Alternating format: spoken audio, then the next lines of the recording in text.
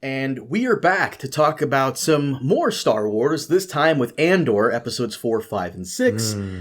And Preston is fired up tonight. He is fired up.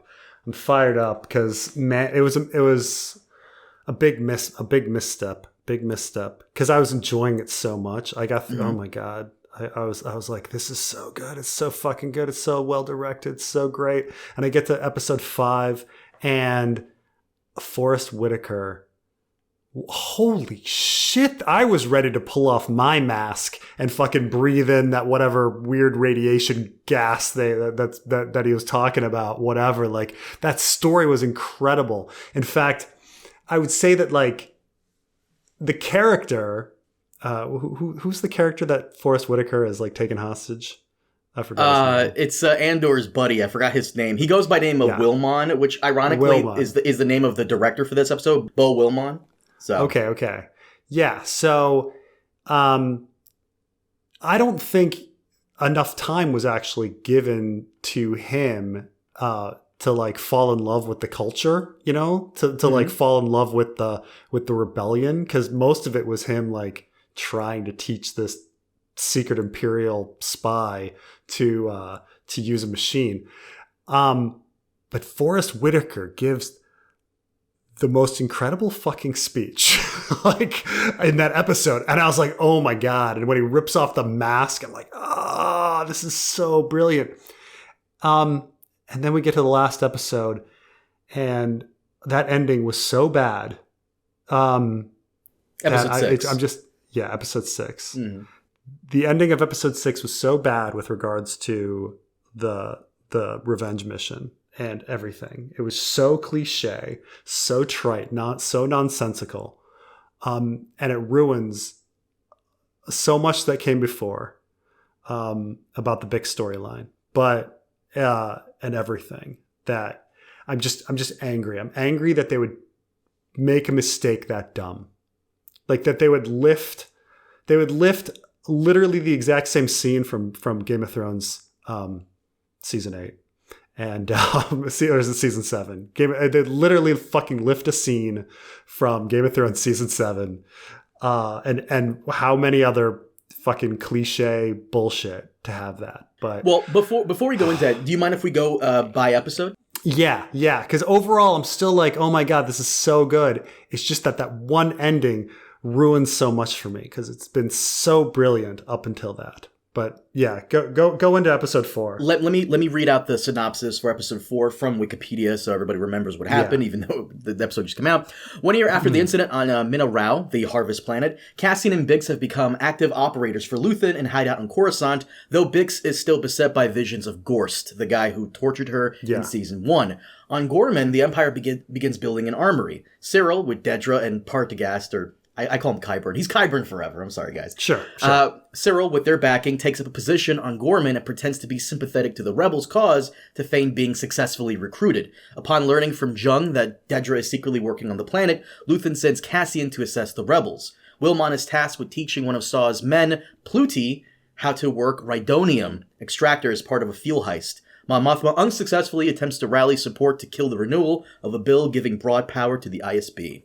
I have to say, very bold of Tony Gilroy to hire Donald Trump's son, Eric, to play Pluti, the traitor, to Saw. I'm sorry, that guy really looks like... That guy, he does, but he's much better looking than Eric. I have to also say, the episode 4, I know Tony Gilroy has said, and someone on Patreon in my comments, they corrected me on this. Tony Gilroy recently did an interview where he was taken aback at all the comparisons to the Trump administration. And I okay, fine, that wasn't your intent. But even in this episode, you continue to do it with Cyril having a conversation with his mom, his older mother, who has been taken in by Imperial propaganda. Come on. Yeah. Come on, guys. Guys, you're still doing it. Because, you know, it's interesting, the Cyril character. And I like how it's right now it's a mystery on what's going to happen to Cyril. Like, Cyril is kind of a pathetic guy. So I don't have much hope that he's going to do something interesting. But it does seem like, you know, he's being used by his wife. And that their whole relationship is a sham from her perspective. And that she's just kind of using him. the thing that tipped me off that because he is acting like he's sympathetic to the Gorman cause, but the big thing that shows that he's lying is the fact that he's having a fairly civil conversation with his mother, which never happens when he's actually with her. He's sitting there having like regular civil conversations with his mother, telling her that like there's no threat on Gorman, and things like that. And this is a character that sees threats everywhere, right? But it was very, very good. I think the Cyril Dedra stuff, Dedra. I think that's great. I think they're great characters, and I thought it's a fascinating plot, like his role on Space France. Yeah, it's essentially what I was thinking too, is Space France. Oh, it's definitely. It's absolutely. They're using like style of like the French Resistance during World War II, and people wearing berets and being at coffee shops and such. I mean, obviously they're tapping into that, and their language that they speak. It on my untrained ear, it sounds like some sort of romance language of some sort, but yeah. To what you were saying about how Cyril is essentially playing the resistance there, everyone's kind of playing each other, in a sense. Director Krennic is playing the ISB and Dedra specifically. No one is being honest. Director Krennic, he wants that planet to use the materials to coat the Death Star lasers to, so on and so forth. But Dedra doesn't know that. And Dedra has been given this assignment to show her worth so she can get back to the Axis project to hunt down Luthen. And she's using Cyril. Cyril doesn't know what's really going to happen with Gorman. He thinks this is just some random assignment. And of course, Cyril is playing the Resistance and Luthen is playing everybody, of course. What I think is fascinating about the Gorman situation is that Luthen and the Imperials want the exact same thing. They want an incident. They want an incident to happen there. The Imperials want an incident so they can stamp down Gorman and use it as an example. And the Rebellion wants an incident so that like Gorman, this rich planet, can rebel and that'll influence others. They both think that conflict on Gorman will play to their advantage. And I think that's a fascinating aspect of the potential war there. It's just the only one that seemed like, yeah, this is a bad idea is Cassian. He's the only one that's like, why are we doing this? And he's like, because we want conflict. Like Luthen wants conflict, the Imperials want conflict. Like it's and he was correct. They're just way too inexperienced. Right. But that's the thing is they wanted them because they're sloppy, right? They were chosen because they're sloppy. Mm-hmm. Yeah. But no, episode 4, I liked it. I thought it was great. The one thing about episode 4, 5, and 6, I liked 1, 2, and 3 better because it felt like everyone had something interesting going on. 4, 5, and 6, Cassian and Bix aren't really doing much of interest. In fact, their friend, Wilmon, he has probably the most interesting story, but only because of Forrest Whitaker's Saw Gerrera. Yeah. I mean, it was a fun little surprise there, but they kind of threw that in at the end, and you're like, oh, well, that's interesting. But yeah, Forrest Whitaker by himself made that plot, and he is incredible. He is a national treasure. Like after seeing this, I was like, oh my gosh. I mean, I've seen him in some great stuff before. Obviously, Last King of Scotland is an incredible movie, but.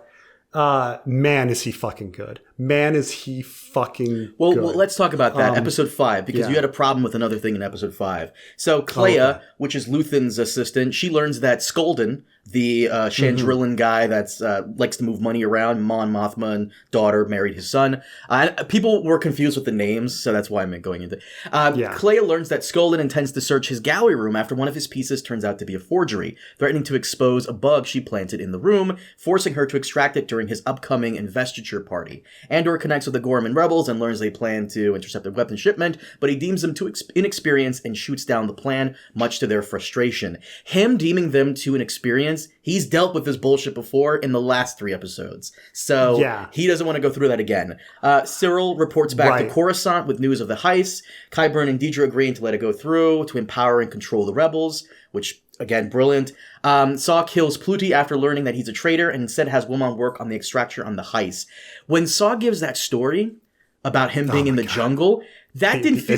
The itch. Oh. That didn't feel like Star Wars. It felt like someone who was in Vietnam recounting a story about it. I know. And some people have made comparisons to Apocalypse Now and various speeches made in that movie. But it was just such a brilliant monologue that he had. I thought it was great. At first, I'm like, why are you distracting this dude? He's trying to do a job, and it's like, oh, you're crazy. I mean, you're fucking crazy, but you're inspiring. Revolution is not for the sane, Preston. Yeah, I know. Made me want to join up. You know, like that was a fucking Forrest Whitaker is incredible. Now on the bug plot, I think it seems a little convoluted. Like, why didn't she remove the bug before? Why did she need to remove the bug exactly when they were having the conversation in the cellar? Because there is no way to get into that guy's house. The party would be the perfect way to get to his house to remove the bug. And this is something even Luthen gets on her case for, because she likes to plant bugs everywhere. And he's like, come on, we're drowning in all this fucking radio information that you've put all over the place. Like, what are you doing? So the party would have been the perfect way for her to get there without raising suspicions. It's just so odd because, like, I guess because she sold the stuff, but she goes down to like talk about the plate, like the blind plate, you know, or whatever, and uses that moment. But, you know, she couldn't go in 5 minutes before Mon Mothma went down there, or she felt like the only comfortable time would be when they were there too. But she's trying to hide her actions. She needs someone there to give her reason to be there. She's just If you have like a lot of if you have like a very expensive collection, would you be okay with some, like, not even a friend, like a business associate's assistant that you don't really know that well, being in that room alone? That's kind of weird. Right, but she wouldn't have been in the room alone regardless. She would have taken Mustache Guy. I think I'm pretty sure they did go, or they were trying to go in there before. She needed a reason to go in there, and I guess she got to him a little too late. Yeah, it was. I mean, it's fine. It's fine. They did. It was very tense, and it was intercut with other tense stuff. And so, and you know, I do think the scene of her hand bleeding and everything was incredible, and the mustache dude's like nervousness and everything is priceless. Mustache Guy's I love him so much. Mustache Guy is great. Who plays Orson Krennic? I forgot the man's name, and I love him. He plays who plays Krennic? Ben Mendelsohn. I love Ben Mendelsohn as Krennic. I'm so glad he came back for this, because you know who didn't come back? Jimmy Smits as Bail Organa. Jimmy Smits, yeah. So they had to replace him with what was he in? Crossing Jordan? I have no idea. I forgot. By the way, and before I forget this, so they're messing around with the Gorman Massacre. So apparently the Gorman Massacre did happen in this continuity. And it happened like 16 years ago, where Tarkin lands his ship on top of protesters. That really should have been the spark to light the whole thing on fire, but I guess not. So I guess we might have another Gorman situation, which, okay, fine, whatever. Episode 5 ends phenomenally with Forrest Whitaker's speech. Episode 6 is what you had a problem with. So Cassian insists that Gorman rebels are unprepared and argues with Luthen upon learning that he attempted to persuade Bix to return to action. Luthen chastises him for a short-sighted vision and instead sends Vel and Cinta to help Gorman's rebel pull off the heist. Vel and Cinta fully reconcile and rekindle their romance. The heist is successful, but Cinta is accidentally killed by one of the fighters, much to Vel's despondence. At the investiture party, Krennic and Mothma calmly debate, which I thought was cool. I really like Mendelsohn. Meanwhile, Clea manages to extract the bug using Jung as a distraction. Bix and Cassian break into Gorse's new office and kill him using his own torture method. You didn't like that. Yeah. No, I thought it was really dumb. By the way, the actor that I was searching for the name from is Benjamin Bratt. Benjamin Bratt has replaced Jimmy Smits, which is weird because they just had Jimmy Smits in the Obi-Wan. I guess maybe age-wise. No, age-wise he would have been He said he was busy. He had too many projects going on. Anyway, on why I hate that ending. So here's the thing about, like, first of all, the revenge fantasy thing is so cliche. Like, it's so cliche that suddenly you can solve all your problems by going and having a revenge fantasy. Like, she's been having nightmares now for years. It's like been 6 years, and she's been having nightmares about the torture. And she's a drug addict now. And there's serious problems. She's super depressed. She's a drug addict. She's had this PTSD from this. And we will see if next week, 1 year later again, she's all better. But it just seems like this is how they were dealing with this problem. She is gonna she finally found the guy that she wanted revenge on. Revenge. Done, all better. No longer a drug addict, no longer PTSD. I mean, we'll see next week if I'm proven wrong, but it looks like that's what they've played it out as. Like, this is how they're going to solve her. We gave her this horrible condition and now we're just going to have it go away. Like, it feels like that's going to happen, which I find just like unrealistic and dumb. Like, this was a really interesting, horrible, relatable, sympathetic experience that she's going through, and now it's oh well, we closed that plot off because she got her revenge. So one, I think it's really dumb to like wrap up a very serious emotional trauma with that. But say and beyond that, she just walks into a fucking Imperial facility that has like one guard. She kills one guard, and this guy is working there alone. Like, that is like level of incompetency beyond anything we've seen in Mandalorian. Like, at least in Mandalorian, they have 8 stormtroopers run out and they all get shot. But I'm supposed to believe that this Imperial facility had one guy, and that she snuck in and like hid in the corner. And why was this guy? And they didn't have any like security like codes or anything. You didn't have to like put in a card or a password to get the thing going. That my iPad has a higher level of security than an Imperial like torture machine. It was really fucking dumb of them to do that if you think about it, because in that episode, Lonnie learns about Gorst being transferred to that area, and then the next week they kill him. Yeah. Like, clear, but right. Because that's how Saw Gerrera figured out Pluti was the traitor. So, I mean, and this is the ISB. It's such a remarkable coincidence, too, that, oh yeah, Cassian Andor and Bix happened to be on Coruscant at the same time. Oh, good thing it didn't happen literally a day earlier when Cassian Andor was on Gorst. I mean, you know, or not on Gorst, Gorman. Gorman. Like, What a fantastic coincidence. What a fantastic coincidence that this information happened, because we were at a crisis moment. We were at a crisis moment where Cassian and his relationship with Bix was causing conflict with Luthien. Like, and we didn't know how they were going to get out of that. Oh, well, thank goodness this guy happened to be transferred so that all the problems could be solved so neatly all at once. You know? I'm glad that like all tension between Cassian and Luthien and Bix's trauma and PTSD that she's had many years and her drug addiction are all going to go away, thanks because of this remarkable coincidence that this guy gets transferred to Coruscant, and that you can just walk into this Imperial facility and fucking just kill him. I mean, how many people were being used on Gorman to steal those crates?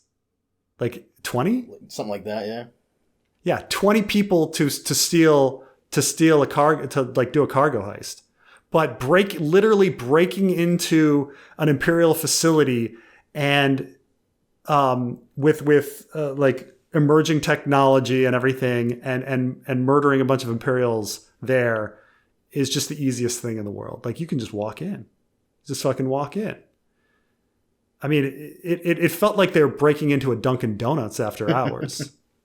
Like, honestly, a Dunkin' Donuts after hours would at least have like an alarm on the door or whatever. If we're comparing this to season 1, by this point we already did the Eldani heist. The Eldani heist was way more interesting than whatever the fuck that was. The cherry on the top of this pile of shit was the fact that they honestly walked away without looking and had an explosion, and Bix smirked, which is just like, that's exactly what Arya did when she left, like, killing Walder. She's like not looking back and she smirks, and then you have close of the scene, and you're just like, oh my God, how fucking cliche can you fucking be? What also gets me is that, I'm not done with this rant. What gets me about this is that the entire premise of the show and why it's so fucking good, okay, is that all of these characters are making real sacrifices every moment for the cause. You know, Forrest Whitaker is taking in this like toxic fuel. People are losing loved ones. Luthien is going insane. Like the waif lost her girlfriend. The waif lost her girlfriend the Mon Mothma lost her ex-boyfriend. Mon Mothma was like, "You're gonna kill my ex-boyfriend." Okay. Mon Mothma also lost her daughter too. Yeah, Mon Mothma had to sell off her daughter and have her ex-boyfriend murdered. Okay, it's everyone is sacrificing at all moments, and so this like gift of, oh yeah, the person that you've been having nightmares about for like years happens to be transferred right here, and then you can just walk in, you can fucking gallivant in with no problems, and then be able to say all of your lines. Oh, you got to have him that you got to do your James Bond line or whatever, your zinger. You got your zinger for him. And then you got to kill him ironically in the same fashion that he tortured you. Oh, that's so, how fucking convenient. What a fucking wish. Like, it was just wish fulfillment. Like, it's not like even compared to her scene where she had that rough battle with the Imperial guy that was trying to rape her. Like, that was just raw. And she was getting hit and he was getting hit and they were getting knocked around. Like, there was not a single bruise. She just went in there, got to say her zinger, put him in the chair, the wonderful, I killed you ironically the way you hurt me, ha ha ha, and then walked out of the facility, and then you got to walk away while there was an explosion so you could look cool, and smirk. Like, oh my God. And all problems solved. It was the dumbest fuck. It's amazing that you could ruin the fucking. It ruined the episode for you, huh? I think it ruined it ruined 3 episodes for. I mean, I'm trying to focus on Forrest Whitaker and how fucking good Forrest Whitaker was.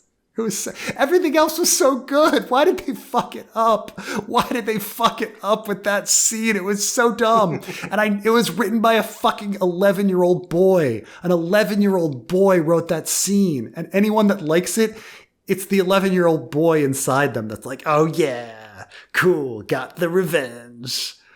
Like, thematically didn't fit.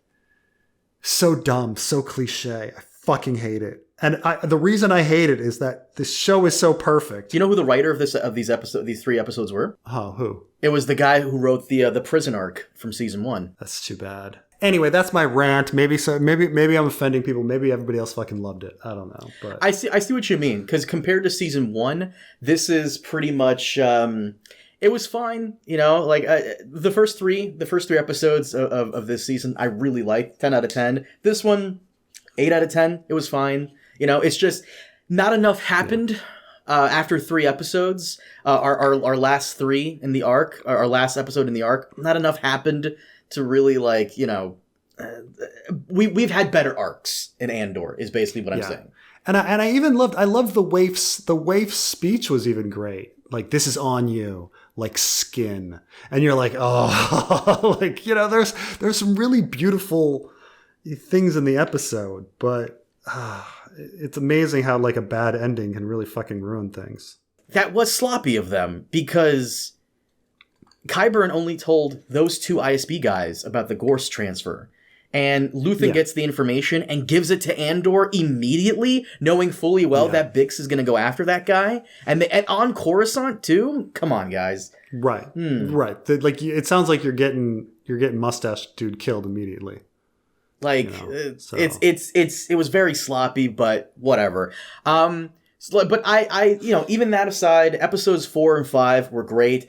6, again, the conclusion to that arc could have been better. But for me, the Clea stuff at the party, that was good tension. I like that. That was good. That was good tension. I suppose now that I'm looking back at the heist, like why did that guy suddenly want to walk out and like see the heist? You know, and like why did it escalate to somebody shooting a blaster, and why did the blaster happen to kill the waif's girlfriend?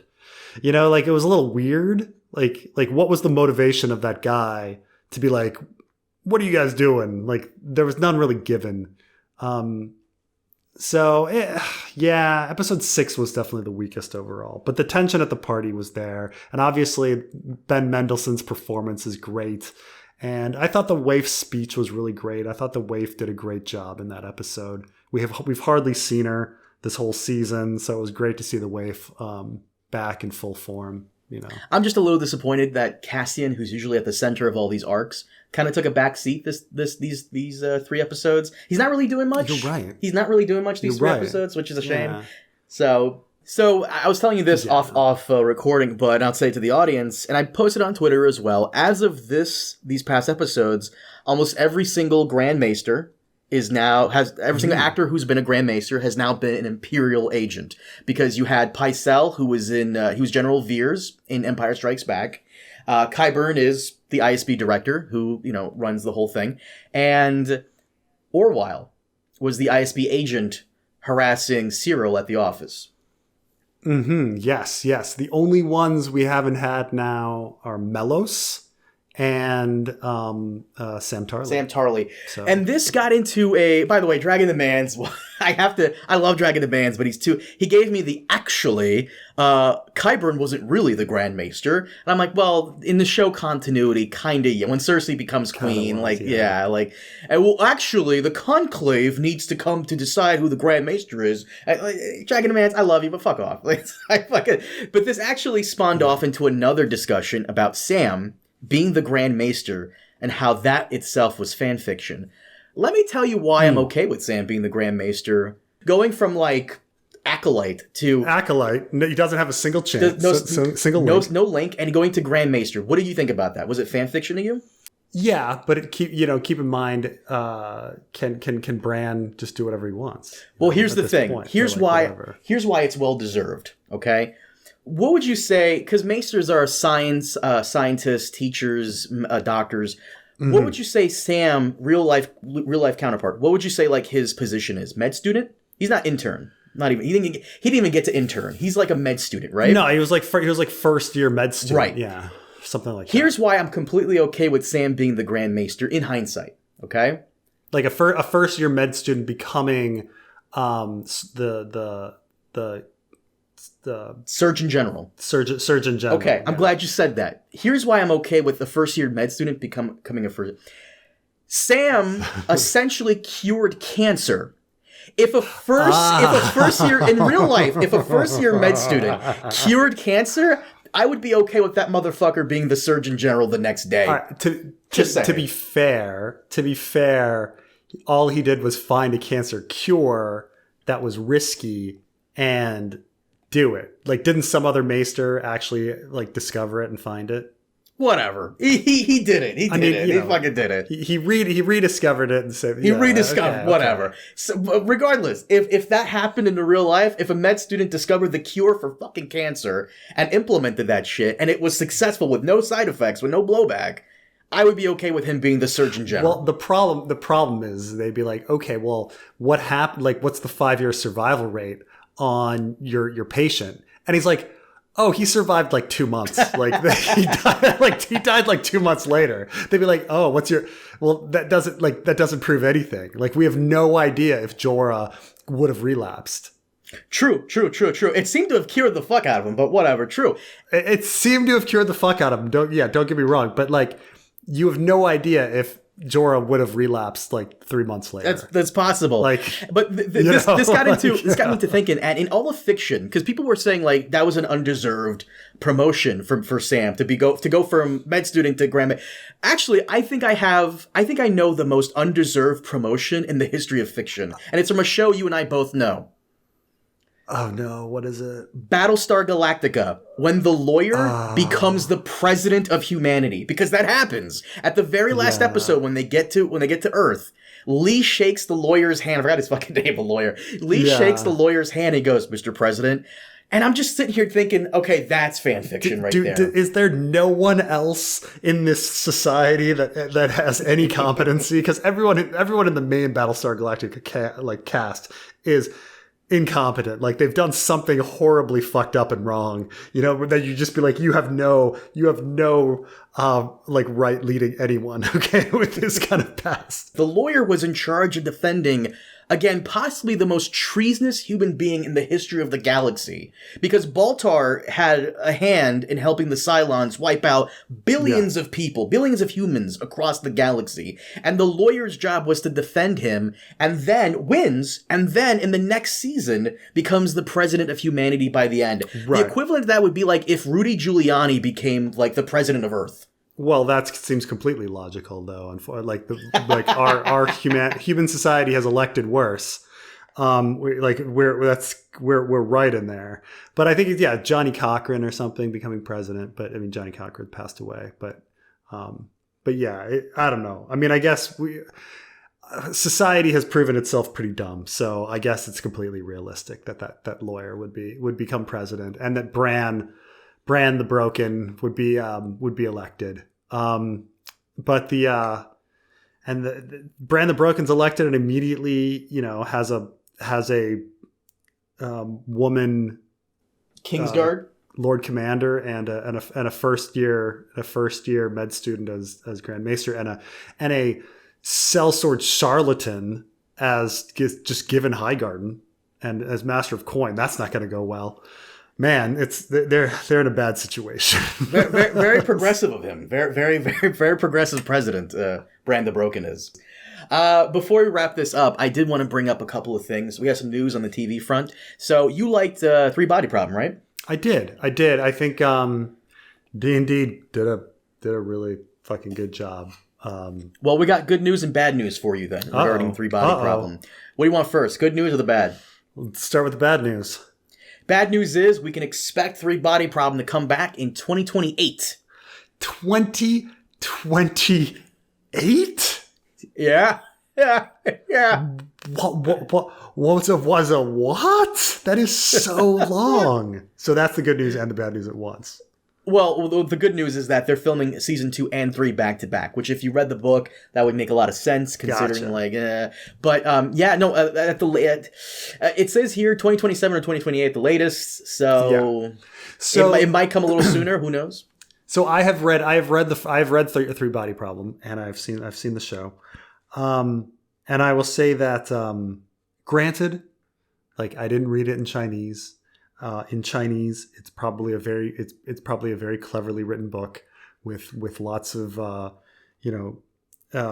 interesting poetic things in Chinese. But with regards to English translations, it's not a great book.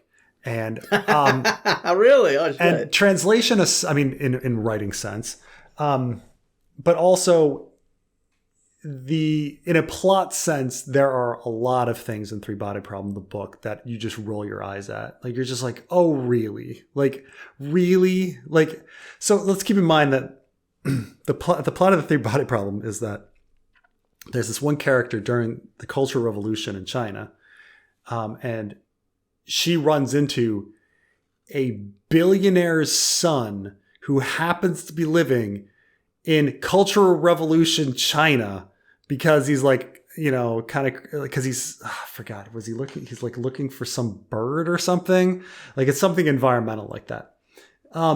and it's just such a contrived thing. And then they like fall in love so that this woman has all these unlimited resources now that she has like a billionaire. Like she's married to a billionaire.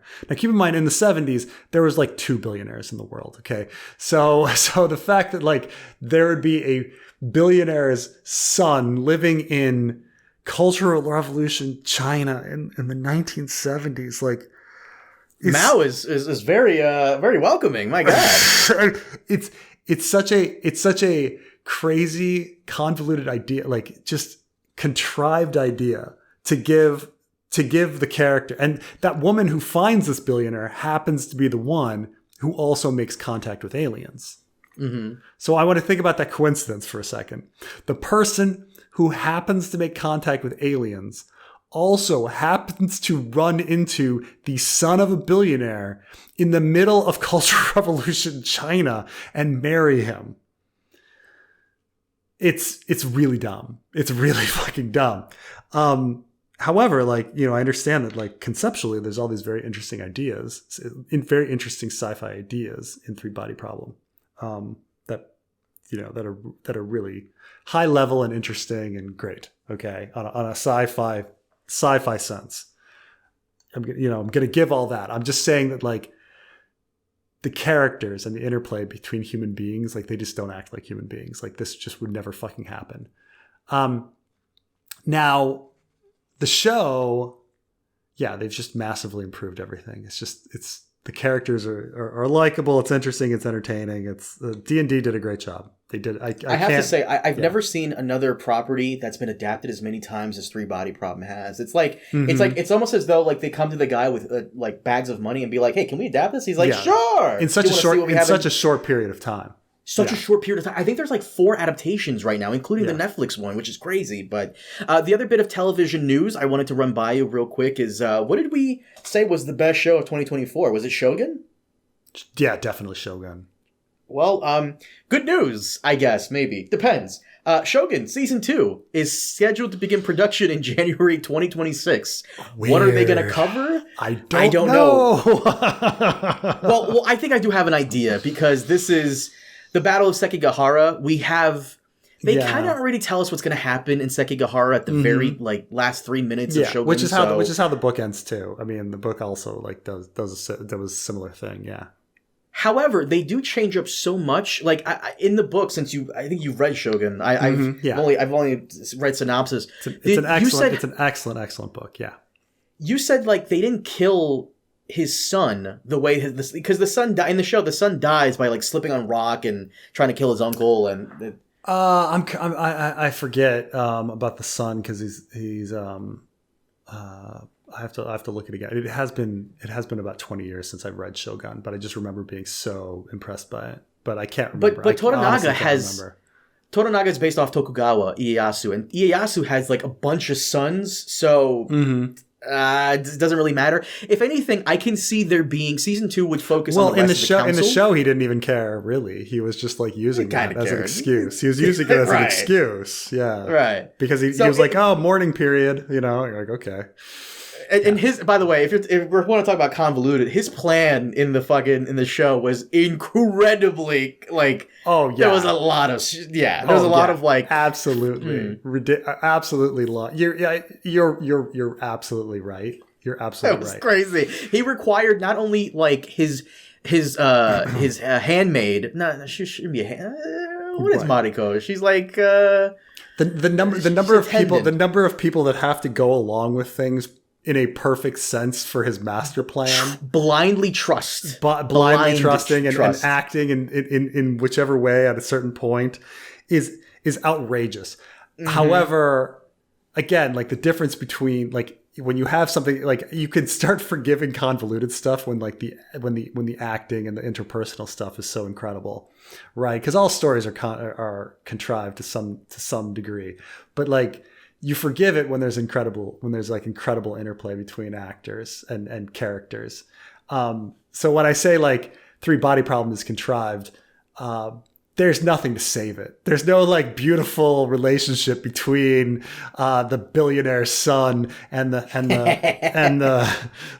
girl in Cultural Revolution China that like saves it. No, it's no.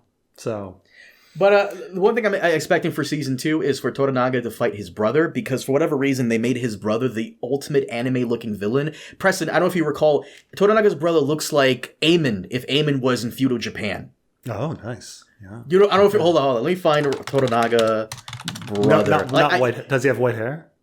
No, but he might as well. Seiki. Seiki, let me see here real quick. You have to see a picture of this motherfucker. He looks like... I don't know why I imagined his ass with a fucking eye patch. Maybe that's just my imagination. Here. Oh my god, he looks like a Final Fantasy villain. Like, this is ridiculous. Without the white hair. So Toranaga's brother is the one in the white? Yeah, I see it, yeah. Look at that! Holy shit, that motherfucker... But you are right that in Shogun they had so much material to adapt, and now they have no material to adapt. So I don't know what they're going to do. And they also killed that one guy. Oh, fuck, I'm forgetting his name, but I love the fuck out of him. He was the, he gets beheaded by Toranaga at the very last. Yabushige, they killed, and he was like half of that show. Actually, he was 1/3 of the show. Toranaga, Mariko, and Yabushige, the guy who... Oh, yeah, this is the thing, is they kill all the best characters, right? Oh, they kill all the best characters. And so, and when your favorite characters die, it like punches you. You're like, oh my God, I can't believe they killed that guy, you know? Like you think the whole story of Shogun, that the sort of like trickster, untrustworthy general or sergeant underneath, you know, Toranaga is gonna betray him, and it turns out he was getting played the entire time. That everyone was getting played. Toranaga is actually like the ruthless one, and he was like, yeah. Well, the other trick the show kind of plays on you is that you think the show is going to be about John Blackthorne and his story. He kind of takes a back seat after the 3rd episode, and it really becomes Toranaga and Mariko's story. Yeah, and there's a lot of subversion of expectations in Shogun, because you obviously also think that like Blackthorne's gonna somehow go home at the end, and he's gonna somehow be significant, and in the end he's like, Blackthorne's not significant, and he doesn't go home at the end, and he's like, all these things that you think that would happen to the white, like you think he's going to be the white savior and all, and he's not that at all. He's not that at all. He's this sideshow meant to distract the guy's enemies. He's not like Ario Hoda. He's not the camera that rides. But if you described him as that, I wouldn't debate you on that, because he really is a vehicle for us, the audience who don't speak Japanese, to really just see what's going on. And I'm completely okay with that. So what are they going to do for season 2? I have no idea, because 2 of their best characters are gone. Yes. What are we going to do, guys? At least the man who wrote this, James Clavell, his daughter, I think, has signed up again, because she was for season 1. She signed up again to be consultant, but what the fuck is she going to consult? Like, where do we go from here? On a book that doesn't exist? Yeah. No, I mean, to be fair, though, I'm going to be very fair here. Handmaid's Tale. Season 1 covered the first book. Season 2, there was nothing to cover. And I thought season 2 was phenomenal. So it's possible. It's possible for them to do their own thing. There's a lot of shows that have gone beyond their books and have either been, excellent or fine. I want to say Leftovers went beyond the material and was continued to be good. Handmaid's Tale, Big Little Lies went beyond their material and did another season, which was it was a pretty good season. I'm trying to think of some others, but it's not necessarily a death to a show when you go beyond the book material. I agree, but I will say that the book material was so strong, though. So you had that good crutch to be on. So I agree with you. Well, FX had no choice, because this was the most watched show in their history, and it did a lot of views. So, by the way, before we wrap it up, real super duper quick, I want to have my buddy Bear, my pastor friend from Cali. His name, we call him Bear. I want to have him on, and I need you to remind me to get on his case on recording about starting Mrs. Davis and then not finishing it. Because the reason I bring this up is because he's a huge fan of The Leftovers, and they were both made by the same guy. Yeah. So he started Mrs. Davis and couldn't finish it, and I think I know the reason why. It's because the guy at the diner is exactly who. Yeah, I mean, it's hard because we want to discuss something, but we've talked about it a little bit before that the controversy there is about if someone is married, a nun is married to Christ, and so the question is when you have this relationship, a marriage, what does that relationship entail? You can understand why this might be getting into sacrilegious ideas, right? He swears up and down that wasn't the problem, but I'll tease him about it when he eventually comes on if he decides to. But yes. Preston, do you mind if we wrap it up here? Sounds good. Guys, thank you so much for joining us. As always, we'll see you all next time. Have a good one.